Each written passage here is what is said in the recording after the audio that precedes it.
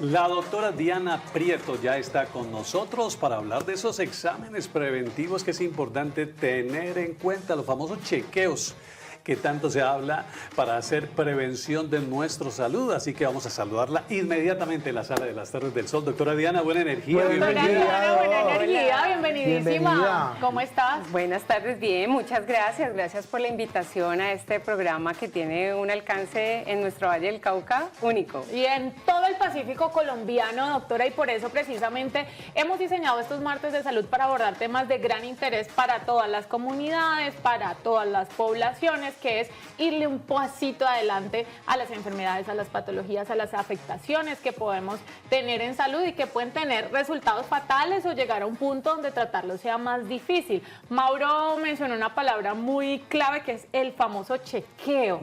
¿Cómo está, antes de empezar a desglosar este tema, la prevención en salud en nuestra región, en nuestro departamento? ¿La gente sí va al médico si no tiene síntomas o si no tienen malestar, o solo están yendo cuando ya hay un síntoma claro que dice me tengo que ir a hacer atender o revisar?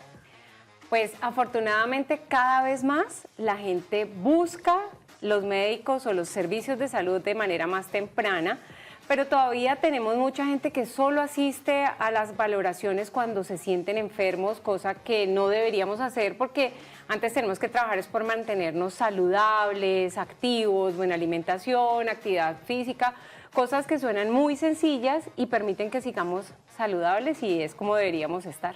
Diría uno, asistir al médico para no enfermarse y no para desenfermarse.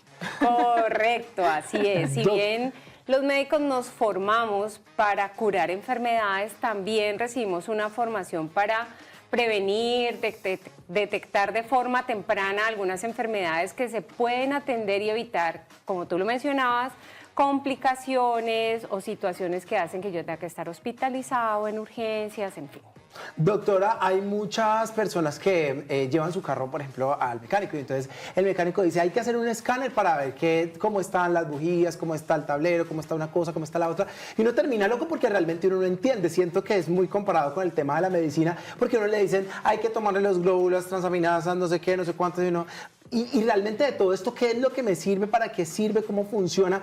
¿Qué tantos me debo hacer para un chequeo general? Vamos con el chequeo general. La gente que tiene que revisarse como prioridad mínimo una vez al año. Bueno, la idea es que todos, como tú lo mencionas, por lo menos una vez al año asistamos a una valoración por nuestro médico y dependiendo de los factores de riesgo a los que estemos expuestos, a los antecedentes familiares, entonces si en mi familia hay hipertensión, hay diabetes, pues yo debo prevenirme frente a eso, pero también frente a los riesgos que me expongo. Entonces si yo estoy en un ambiente donde hay muchas personas que pueden tener enfermedades respiratorias, pues yo debo protegerme frente a eso y por ejemplo, y aquí me conecto con la vacunación, estarme poniendo la vacuna de la influenza una vez al año, ¿sí? Prevenir contaminación o contagio de otras enfermedades como son la hepatitis, la varicela, tantas enfermedades infecciosas que existen y ahí es donde las vacunas nos ayudan. Y desde el punto de vista de cómo hacerme exámenes, pues como te digo, no hay una receta de cocina que diga vaya cada año y hagas estos exámenes, sino que todo depende de los factores de riesgo que tengas. Okay. Doctora, de base. Hablemos entonces, como decíamos ahora con Danielita, de esos chequeos que necesariamente tenemos que hacernos según cada etapa de la vida, ¿no? Porque es que cuando estamos niños es un tipo de exámenes, luego ya en la adultez vienen otros y en la edad, digamos, adulta mayor vienen otro tipo de exámenes, ¿no? Sí, de acuerdo. Entonces, a los niños básicamente lo que hay que evaluarles es su desarrollo psicomotor, ¿sí? Cómo está todo el tema de movimiento, de fuerza, del tema de desarrollo neurológico, la cognición, sí, eso es muy de hacer la evaluación médica con el pediatra y cuando el pediatra identifica alguna situación particular, pues ahí es donde ya empieza a ordenar exámenes, porque como les decía, no es una receta que hay, ¿sí? Porque nosotros, a diferencia del carro, que son cosas máquinas, aquí el cuerpo tiene diferentes reacciones dependiendo de mis antecedentes familiares, de mi exposición en el medio ambiente. Entonces, hay para cada condición un tipo de exámenes que hacerse. Habrán unos generales y en el adulto, por ejemplo, hablamos del riesgo cardiovascular y pedimos exámenes como el colesterol, los triglicéridos, el azúcar, ¿sí? Y habrán otros adultos que tengan otros riesgos por sus antecedentes familiares, pues a ellos tocará pedirles otro. Entonces, lo principal es consultar con tu médico y que tu médico sea quien te ordene los exámenes. Si eres mujer, serán unos exámenes como la citología vaginal, la mamografía, dependiendo de la edad. Sí, hay diferentes exámenes para diferentes situaciones y momentos de la vida. Y en el caso de esas enfermedades silenciosas como hipertensión, como diabetes, ¿qué tipo de exámenes, doctora? En esas las que te digo, el riesgo cardiovascular, ¿sí? Donde es el colesterol, triglicéridos, azúcar, pero también ver cómo está funcionando el riñón con una creatinina, cómo está funcionando el hígado con unas transaminasas, como mencionabas tú, pero todo relacionado con ese ser humano que se está evaluando puntualmente. Doctora, uno como paciente, ¿cómo puede también identificar qué exámenes solicitar? Pasa algo, y esto va muy anclado lastimosamente a nuestro sistema de salud y cómo funciona, ¿cierto? Y muchas veces uno, en mi caso, que toda la vida me la he pasado en exámenes médicos y en cosas, uno ya casi que sabe qué exámenes le deberían de tomar, pero si te trata un médico nuevo, te dicen, no, ese examen no es necesario. Y ya uno sabe porque ya se lo han practicado o porque anteriormente otro médico te ha dicho tienes que hacerlo o por antecedentes familiares donde el examen correcto es este. Pero el médico dice, no, con tal examen es suficiente. Primero descartemos esto y luego hacemos el otro. Y resulta que ese luego hacemos el otro es tiempo en el que posiblemente una condición o una patología avanza. Se desarrolla así. ¿Cómo hace uno también para decir, oiga, yo quiero que me practiquen esto porque no es lo que uno le pide al médico, ¿cierto? No es lo que diga el paciente, pero también cómo poner un equilibrio allí? Sí, pues ahí lo primero es que tu médico tiene que ser una persona de confianza, ¿sí? Entonces, sé que es difícil en este momento la situación del sistema de salud y ahí es donde nosotros, así como podemos gastar dinero en nuestro carro, en nuestra mascota, pues también tenemos que gastar dinero en nosotros. Nuestra salud tiene que estar privilegiada frente a todas las situaciones porque si tú estás saludable vas a poder darle todo lo que le das a tus seres queridos, ¿cierto? Entonces, ahí, como te digo, no es que haya algo así que se pide siempre, básico. Riesgo cardiometabólico, entonces están los exámenes que les mencioné ahorita, riesgo de cáncer de cervix, entonces está la citología o el BPH, para el cáncer de mama la mamografía o la ecografía dependiendo de la edad de la mujer, porque no es siempre. Si tienes riesgo de cáncer de próstata para los hombres, entonces te van a pedir un PSA, pero el examen médico también es importante. Pero ahí hay un tema, Doc, y es que esos son, digamos, factores de riesgo que ya son en patologías muy bien establecidas, ¿no? Y que además tienen una sintomatología a veces clara o establecida también que se puede identificar. Pero te voy a poner un caso. Mi prima Letza, que en paz descanse, tenía 14 años. En mi familia, todas las mujeres, bueno, no mentiras, gracias a Dios, no todas pero muchas de las mujeres de mi familia hemos padecido dolores de cabeza muy intensos, muy fuertes. Y Alexa, al igual que yo a esa edad, sufría unos dolores muy intensos de cabeza. ¿Qué pasa? Iba al médico, háganle exámenes. No, eso es migraña acetaminofén. No, eso es una cefalea tensional, porque es que la niña de pronto por el colegio, malas posturas en el pupitre. Pues mi prima Alexa, un buen día, se levantó con un dolor de cabeza que no soportó y falleció por una muerte cerebral, por una aneurisma que se le reventó. Y nunca se le hizo un examen. Entonces ahí es donde entra mi pregunta de hasta qué punto el paciente hace el ejercicio preventivo, pero el médico o el sector salud está también en disposición de ir más allá de pensar que es un simple dolor de cabeza porque de pronto no te ve algo más grave, pues como síntomas, ¿no? Sí, es correcto lo que tú dices. Igual hay situaciones que son muy difíciles de prever, de saber si se van a dar o no. Ahí la evaluación del médico es muy importante porque él aprende a encontrar esos signos y síntomas porque no siempre hacer exámenes es la solución. Muchas veces los pacientes creen que porque el médico le mandó 20 exámenes es el mejor médico y el que solo le mandó 2, ese médico es como malito, ¿no? No, porque lo que tiene que hacer el médico es saber cuáles son los exámenes indicados para la situación que tú tienes. Desafortunadamente con tu prima pues no sucedió y tuvo un desenlace que pues no fue el mejor, pero Eso no quiere decir que porque te manden mucho o poquito esté mejor o peor la indicación médica. Lo más importante es que tengas un médico que sea competente, que sea tu médico de confianza y que te ordene los exámenes que están adecuados para tu situación. Conexo, perdón, qué mono. un segundito, Vico, discúlpame. Conexo a la pregunta que hacía Danielita, ¿qué papel juega entonces la genética en la prevención? Si existen antecedentes familiares, como ella lo relataba, ¿es necesario nosotros hacer unas pruebas para ver cómo estamos en ese sentido? Total. Ese es otro paso en el que ya hemos avanzado mucho en la ciencia. No está todo escrito frente a eso, pero sí ya se tienen muchas pruebas genéticas para detectar enfermedades como son cánceres, enfermedades neurodegenerativas, enfermedades vasculares, enfermedades metabólicas, y ahí tiene mucho que ver ese contexto familiar, esa historia familiar que uno debe conocer, y por eso es muy importante que todos conozcamos qué ha pasado en nuestra familia. Muchas veces llegamos al médico, antecedentes familiares, yo no sé. No tienen. No tienen, y resulta que tienen papás hipertensos, diabéticos, que les dio derrames cerebrales, y como no se dieron cuenta, pues eso es parte de la información que los médicos necesitamos para poder hacer un adecuado abordaje de los pacientes. Doctora, tengo dos preguntas, una de un televidente y una mía, la del televidente, que es muy importante también, pues tiene que ver con la gratuidad de los exámenes. Dice nuestro televidente, ¿los exámenes de control son gratuitos en todas las EPS? No, a ver, hablemos ahí de diferentes cosas. Hay unos exámenes que están definidos por norma para ser realizados a través de las EPS, que son los exámenes de la norma de promoción y prevención, que habla precisamente de eso, que cada quinquenio a los pacientes hay que hacerle unos exámenes de riesgo metabólico, riesgo cardiovascular, y esos están incluidos en un programa que maneja la EPS, pero no porque sean un programa, uno implica que tienen que ser gratis, ¿sí? Porque acuérdense ustedes que desde la afiliación a los servicios de salud, unas cosas son cubiertas por el sistema de salud, otras no están cubiertas. Y entonces, también si es un plan voluntario, como las prepagadas, como los planes de seguros o pólizas, o si es la EPS pura.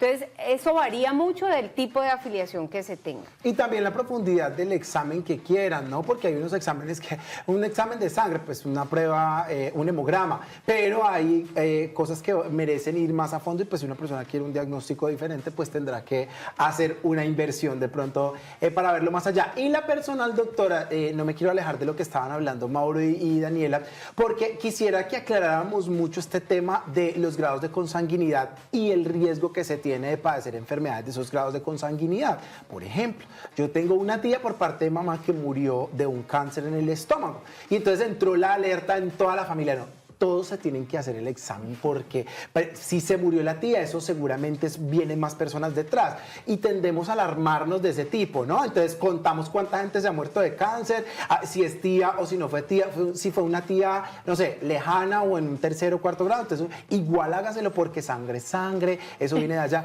¿Cómo podemos manejarlo? Le estoy hablando como habla cualquier familia cuando alguien se muere de cáncer, es infortunadamente, ¿no? Total. Uno empieza a hacer unas matemáticas ridículas, además, qué pena utilizar la expresión, pero uno dice, no, si esta se murió y esta era hermana de mi mamá, pues claro que seguramente yo también. Claro. Y uno va corriendo al médico, y entonces usted dice que no todo el mundo tiene... No.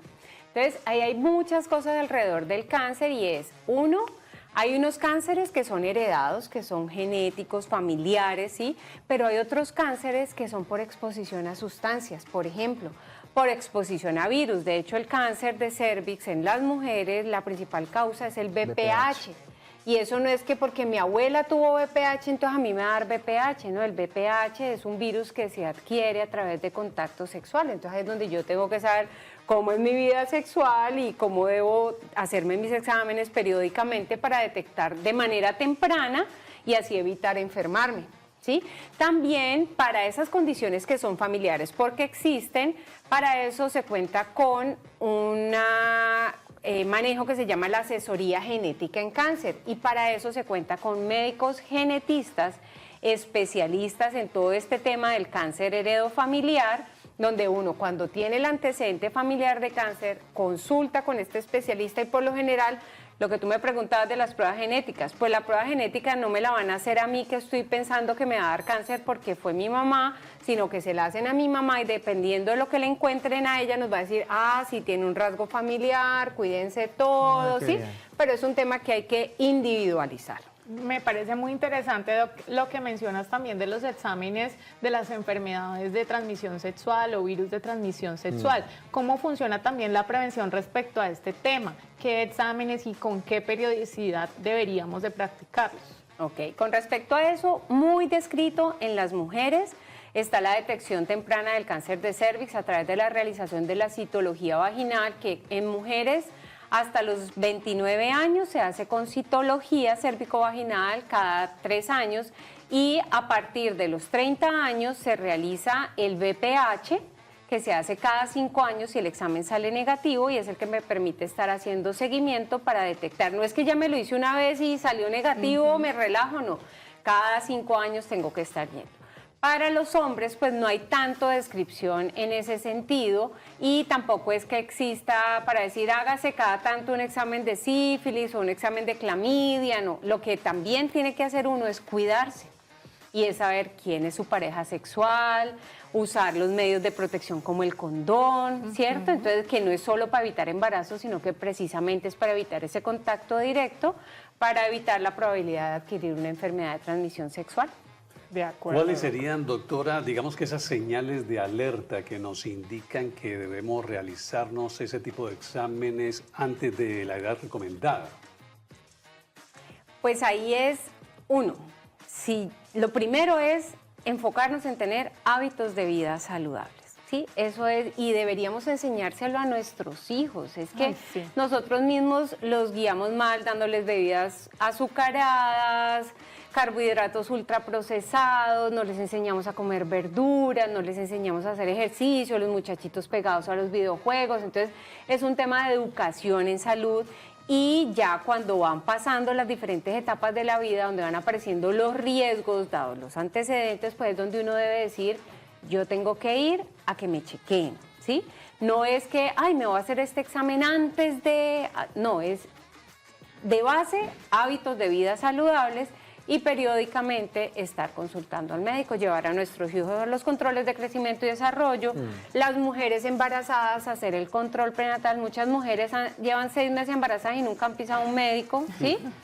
Entonces es eso, es hacer todo de manera anticipada, cuidándose, preocupándose por uno. Como les decía, así como cuidamos el carro, como cuidamos la casa, como cuidamos la mascota, cuidémonos nosotros. Doctora, yo le quiero hablar en nombre de una generación que decía, no vaya al médico, ¿para qué va a ir al médico? Eso le resultan con 50.000 cosas. Uno a veces le dolía algo y dice, no, vaya y verás que le resultan diciendo que tenía esto. Entonces como que se creó, no, afortunadamente no fue mi generación, pero fue una generación... 2 antes más o menos, en la que sí ir al médico era símbolo de que le encontraran un poco de cosas que uno no estaba sintiendo. Esa generación seguramente es la que nos está viendo en este momento, de la agüita, la de yo prefiero hasta que no me esté muriendo no ir. ¿Qué le podemos decir a ese tipo de personas? Porque si bien es cierto, hemos creado una conciencia de la prevención y uno se hace los exámenes periódicos, por ejemplo, ahorita que hablaba Daniela, los exámenes de VIH, pero hay personas que dicen, no, me aguanto y hasta que no esté doblado del dolor, pues no voy a ir. Hablemosle a esa generación. ¿Qué pasa realmente internamente que solo los médicos saben y que nosotros por eso lo estudiamos? Claro, no. El negacionismo no nos ayuda. Empecemos por ahí, ¿sí? Todos tenemos que aceptar que crecemos, nos envejecemos, nos podemos enfermar y no es magia que fui al médico y ahí fue donde me encontraron todo. No, yo ya lo tenía, lo que pasa es que yo me estaba haciendo el loco frente a eso, ¿sí?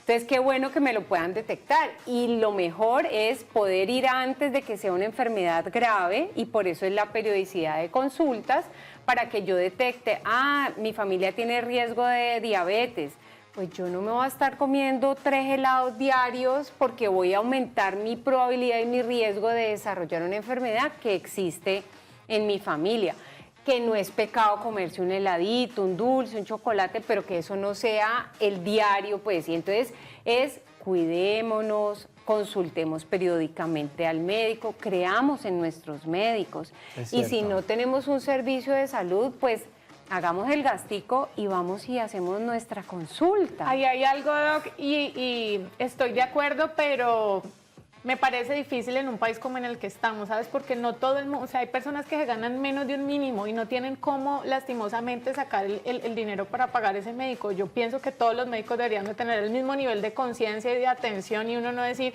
pague un poquito más para que lo atiendan mejor. No es responsabilidad tuya ni nuestra, pero debería funcionar. Si usted es carrera, no es para usted. Tranquila, ese comentario, Daniela, no es para usted. O sea, que todo el mundo tuviera el mismo acceso, ¿sabes? A la salud, a un servicio de calidad. Hay una televidente nos acababa de escribir, me tocó insistir muchas veces y 2 años después detectaron que tenía un quiste en el ovario, después de 2 años aguantarme el dolor y pedir los exámenes adecuados y no me los mandaban. Seguramente eran una EPS, seguramente era el CISBEN, seguramente eran partes donde tal vez el sistema no se preocupa tanto por la prevención, sino por la curación, ¿no? Y ahí, pues, digamos que es una tarea ya un poco más gubernamental que se sale de nuestras manos. Exacto, eso te iba a decir. Desafortunadamente, nuestro sistema de salud es un sistema de gobierno, donde el gobierno, todo lo que nosotros trabajamos, pagamos al gobierno para que se garantice el sistema de salud. No sabemos qué pasa, cómo fluyen los recursos y no se está prestando el servicio que se espera. Pero no por eso yo voy a dejar de cuidar. Claro. ¿Sí? Lo que les digo es un tema de autocuidado, conciencia y dedicarme un poquito a mí. Y si no me quiero enfermar, entonces mantengo hábitos de vida saludables. Así es. Algunas personas dicen, ve, ¿y por qué no vas al médico? No, es que lo más probable es que eso no está en el post. Entonces, ¿qué recomendaciones o más bien qué sugerencias, diría yo más bien qué sugerencias se les podría dar a las personas que dicen, no, es que me da miedo ir a los chequeos médicos? No, no podemos tener miedo de ir al médico, tenemos que cuidarnos, saber que vamos a estar saludables y el médico nos va a ayudar a encontrar de manera temprana y poder hacer una intervención o una prevención en el desarrollo de las enfermedades y evitar costos altos en salud, que nos tengan que hospitalizar o tener que llegar a un servicio de urgencias descompensado. Todo parte de nosotros. La salud es nuestra responsabilidad individual. Si yo me quiero, si yo me cuido, es muy probable que yo no me vaya a enfermar. O si me voy a enfermar, no me voy a enfermar de algo grave o lo voy a poder detectar de manera temprana. Mira que hay filosofías de vida que no están bien, yo las he dicho, pero no están bien. Por ejemplo, de algo nos vamos a morir. Pues claro, literalmente de algo nos vamos a morir. O uno al año no hace daño. Lo que uno no es consciente en el momento en que lo repite o hace cosas en nombre de eso, así como cuando gasta dice Dios proveerá, es que hay otras personas en su entorno que se van a ver afectadas. Es que cuando tú te enfermas no estás afectada tú solamente, sino quién te cuida, quién tiene que estar pendiente de ti, si tienes hijos pequeños, con quién se van a quedar tus hijos. Entonces, como que si vemos realmente un problema de salud, casi nunca es individual. Total. Casi siempre es colectivo y es muy importante tener presente que en la prevención se previene para el dolor de otras personas que acompañan ese dolor. Totalmente de acuerdo contigo y por eso te digo, es una responsabilidad individual y se vuelve una responsabilidad colectiva y ahí me conecto también con el tema de las vacunas, porque las vacunas tienen 2 efectos, un efecto individual para mí, pero tiene un efecto que se llama el efecto de rebaño y es que si muchas personas de una misma comunidad están vacunadas contra un germen puntual, hace que ese germen no circule y no se enfermen las otras personas, porque además hay personas que por su condición individual no van a poder vacunarse, Es porque cierto. hacen reacción, por la razón que sea. Entonces, si la comunidad está sana, Protege a ayuda otros. a que las otras personas también estén sanas. Y lo Claro. mismo, si yo soy el proveedor de mi familia, entonces, ¿yo qué necesito? Cuidarme para poder Estar seguir bien. llevando bien a mi familia. Eso sería Escuchó, como papi, ¿no? prevención social, ¿no, doctora? Totalmente. Prevención social. Pues de las vacunas precisamente es lo que vamos a hablar ahora cuando regresemos de comerciales. Doctora Diana Prieto, muchas gracias. Doctora, Buena gracias, energía. Doc, qué energía. Gracias por buena estar con energía. nosotros. Cuando regresemos, las vacunas, ¿qué vacunas debemos de tener al día nosotros para estar bien, para hacer prevención? En momentico lo tendremos aquí.